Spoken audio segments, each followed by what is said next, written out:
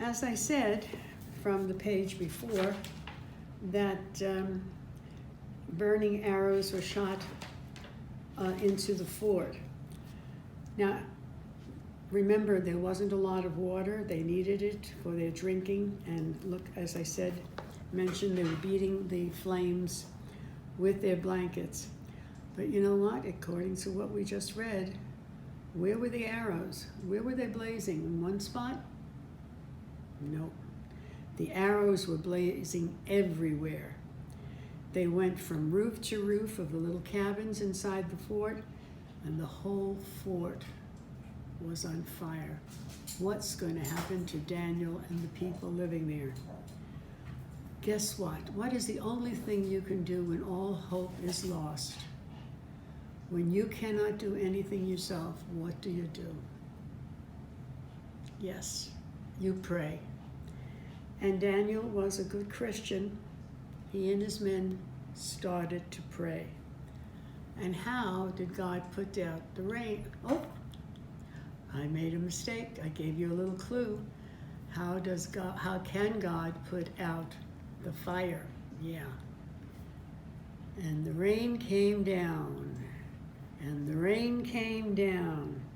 And what happened to the flames? They flickered and they died. And the men gave thanks to God. Now it rained, as it said here, through the night. And it rained through the next day.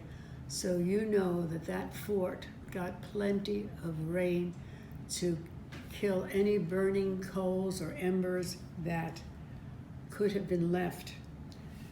And so we see how God helped his people. Okay, now the next page, let's look at the picture. Where are the men? Where are the men? Look very carefully.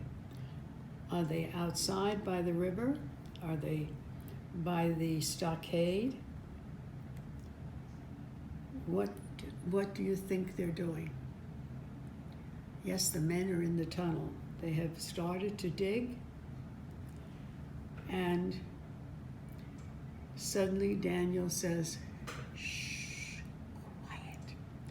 Read the rest of the page and find out what he heard as the men waited and listened. That's one of your words, listened.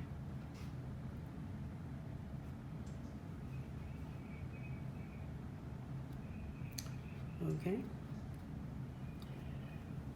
So, as I mentioned before, the men are in the tunnel, and all of a sudden, Daniel hears something.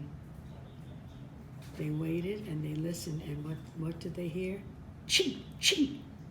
And that is the sound of something, some kind of a tool that is digging and digging and digging. It's some kind of a shovel or a digging tool that the Indians used in those days, and they were getting very, very close.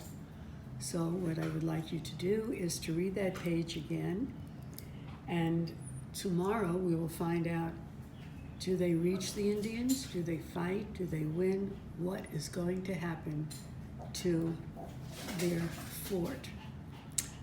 Okay, now what I would like you to do is to take out your workbook page, and it's page 102, and there is a little map that I need to give you instructions. And if you want to write this down, you can, or if your parents could remember what to do with this map fund. I'll give you a minute to get your maps open on page 102 in your workbook pages. All right, on page 102, you have a map as well as some questions that you have to circle the correct answer, but this is what I'd like you to do. First thing you do is color the fort brown, and you'll see the fort on the left-hand upper side. Then you are to draw one more Indian. You see the Indians that are going to attack the fort? You can copy them or just make stick figures. And it says draw 2 more trees wherever you want. Oh, of course, color the river blue.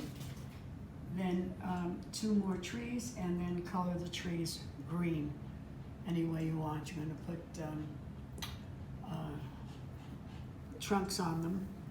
And then you have 6 questions where you just circle the correct answer. Okay?